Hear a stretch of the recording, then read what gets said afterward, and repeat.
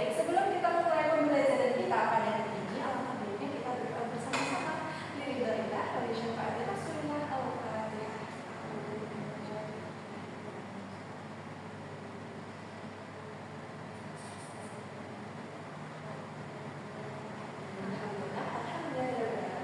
Jadi di sini Ibu akan menjelaskan tentang nafsu.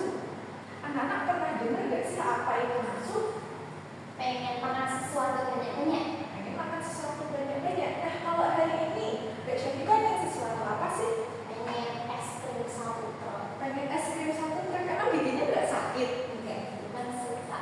Oh, emang suka. Nah, Iya. itu salah satu pengertian nafsu. Mbak Syafika pengen es itu termasuk nafsu yang baik. Nah, ya baik. Mbak Syafika tahu gak sih nafsu yang jelek itu contohnya apa? Tidak dalam kebaikan. Iya, Apa ya, Bu? Contohnya? Pengen mencuri. Nah, apakah itu termasuk nafsu yang baik? Tidak. Jadi ada dua pengertian nafsu. Nafsu itu tidak melulu yang jelek. Misal pengen es krim tadi termasuk nafsu yang baik. Baik. Sedangkan yang mencuri termasuk nafsu yang Buruk. Di sini Ibu akan membahas tentang nafsu. Nah, sudah kenal belum dengan nafsu syahwat itu apa sih? Kayaknya pernah dengar tapi lupa. Tapi lupa. Tidak apa-apa. Jadi kita akan ke pengertian nafsu. Nafsu tadi adalah apa, Mbak Syahimah? Nafsu adalah keinginan seseorang atau dorongan hati yang kuat untuk memenuhi kebutuhan hidupnya. Seperti Mbak Syahimah tadi yang pengen Es krim. Nah, betul. Terus kalau hawa nafsu, Hawa nafsu adalah sesuatu yang disenangi oleh jiwa, baik bersifat positif maupun negatif, baik bersifat jasmani maupun rohani. Perbuatan baik ataupun buruk digerakkan oleh nafsu, artinya menjadi pusat komando segala kegiatan manusia, sekaligus sebagai motor penggerak yang menggerakkan segala macam tingkah laku manusia. jadi tadi kan Mbak Syahimah sudah memberikan contoh nih, ingin mencuri. Yes. Nafsu yang bersifat Buruk. seperti itu ya. Sudah jelas apa ada yang ingin ditanyakan? Tidak seperti tahu sudah pada. Siap. Terus sekarang pengertian nafsu syahwat dan nafsu tadi kan keinginan Ya. atau kepengen apa hari ini?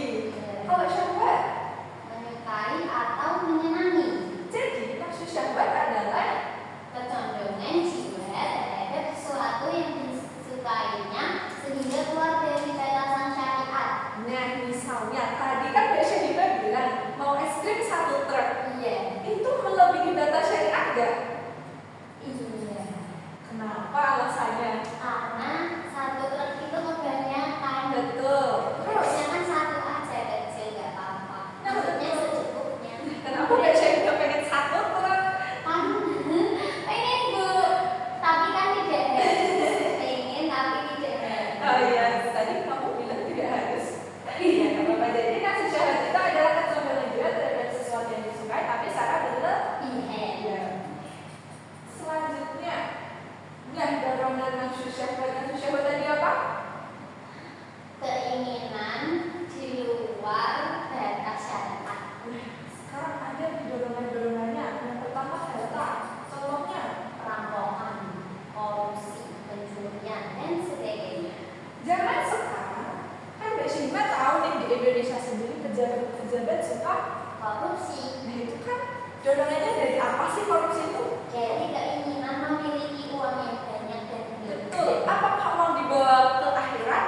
Tidak. Nah, terus perampokan di zaman sekarang nih kan lagi susah nih ekonomi Indonesia. Iya, susah banget. Akhirnya ada dorongan nafsu dari orang-orang untuk merampok, baik itu di tetangganya, bahkan siang hari siang bolong pun ada yang melakukan Perampokan, Terus dorongan yang kedua ada lawan jenis, contohnya zina dan pemerkosaan.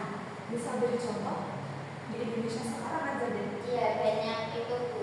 Cewek, cowok, laki-laki, perempuan pacaran lebih atas dari situ nanti berzina terus nanti pasti laki-laki bilang kamu nggak sayang sama aku. Betul. Itu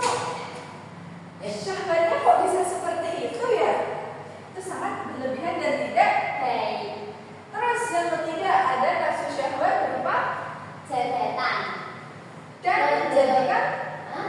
dan menjadikan orang-orang Zalim dan otoriter atau sewenang-wenang. bisa berikan contoh kenapa orang-orang suka dengan jabatan? Karena kalau dia punya jabatan dia bisa ngatur-ngatur, terus dia jadi ngatur sembarangan sesuka hati dia, terus dia bakal mendolimi orang-orang masyarakat kecil. Juga benar. Betul. Dan itu ada hubungannya dengan Hawa nafsu. korupsi. Betul. Dengan korupsi. Selanjutnya bahaya nafsu syahwat. Nafsu syahwat tadi apa Mbak Syahida?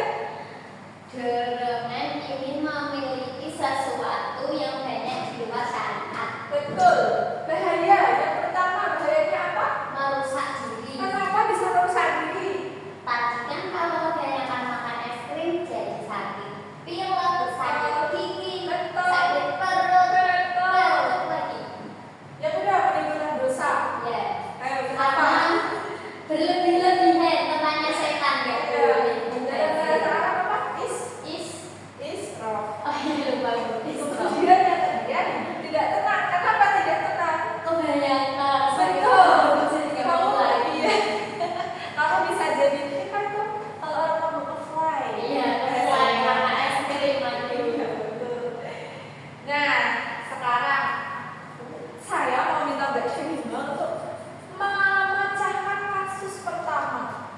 Boleh maju ke depan? Mbak? Maju, Bu. Iya. Dibaca, dijawab ya? Betul. Rizky adalah siswa SMA yang hampir setiap malam menghabiskan waktu berjam-jam bermain HP. Awalnya hanya untuk hiburan, tetapi lama-kelamaan ia sering membuka konten yang tidak pantas. Ia merasa sulit berhenti meskipun tahu hal tersebut tidak baik. Akibatnya ia sering mengantuk di kelas, nilai menurun dan mulai malas beribadah. Pertanyaannya, apa masalah utama dalam kasus tersebut? Masalahnya Rizky yang hampir setiap malam menghabiskan waktu untuk bermain HP. Terus dia melihat konten yang tidak pantas. Setelah itu mengakibatkan dia ini mengantuk di kelas, nilainya menurun dan malas beribadah. Itu tidak boleh. Bagaimana cara mengendalikannya? Cara mengendalikannya yaitu dia harus apa ya Bu? Membatasi jam bermain HP kan dia kan ada fiturnya. Iya, orang tua itu. Iya, itu tidak, kalau udah ada jam segitu nggak boleh main HP lagi. Jadi tidurnya teratur, nggak memang kesiangan, nggak mengantuk di kelas. Habis itu mungkin nggak malas beribadah juga. Oke, ada satu lagi Mbak Syahida. Sudah boleh saja. Tidak bolos-bolos ya, langsung dijawab. Dina memiliki teman-teman yang sering mengajak pergi tanpa balasan, seperti keluar malam dan berperilaku bebas. Awalnya Dina menolak, tapi lama-kelamaan ia ikut karena harus dijauhi. Ia mulai merasa tidak nyaman, tetapi sulit menolak karena dorongan ingin diterima dalam pergaulan. Pertanyaannya, apa yang dialami Dina? Dina takut gak punya teman, tapi habis itu Dina itu sering diajak pergi malam-malam sama teman-temannya dan berlalu bebas. Awalnya nggak mau, tapi dia takut kalau nggak punya teman, jadi dia mau. Itu nggak boleh. Bagaimana nafsu syahwat berperan dalam situasi tersebut? Dia ini mulai tapi sulit menolak karena ingin diterima. Apa sikap yang seharusnya dilakukan Dina? Tidak apa-apa, menolak saja. Kan teman gak cuma dia, kan teman yang lain banyak. Kita harus ganti circle. Betul, terima kasih ya Syahida. Nah, setelah kita belajar tentang kasus-kasus yang sudah dibaca Mbak Syahida tadi, yang selanjutnya yaitu cara mengendalikan nafsu syahwat. Nafsu syahwat tadi apa Mbak Syahida? Selain ini,